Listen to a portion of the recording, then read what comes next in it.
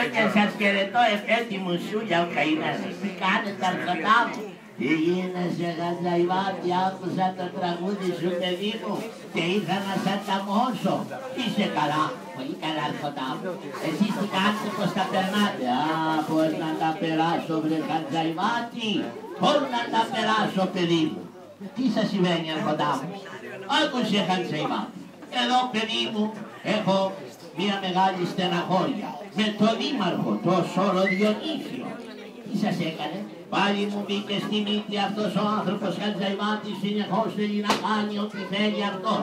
Λοιπόν, εγώ το αποφάσισα να ξοδέψω 100 λίρες, ναι, μα θα κάνω εγώ δικό μου δήμαρχο. Δεν μου λες, ξέρεις εσύ κανέναν που να μπορεί να κάνει για δήμαρχος, που να μπορεί να είναι άξιος Χατζαϊβάτης? Μάλιστα αρχοντά.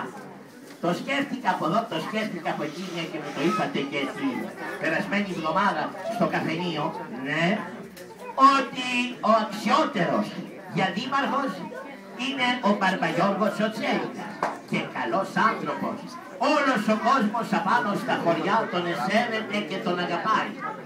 Α, μπράβο. Η Χρυσούλα πως μπορεί να λεφτώξει από το πανί, παρακαλώ. Χατζαϊβάτη, αυτόν θέλω. Τρέξε λοιπόν να μου τον εφέρεις, πάρε 50 λίρες και πήγαινε και να του πεις ότι θα τον υποστηρίξω να βάλει για δήμαρχος αυτός. Θέλω να σταματήσει ο Διονύσιος να κάνει κουμάντο. Το καταλαβαίνεις? Μάλιστα αρχοντά.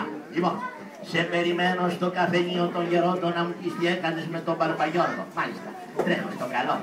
Στο καλό να πάρω. Στο καλό αρχοντά μου, στο καλό πολύ χρόνο εμένα.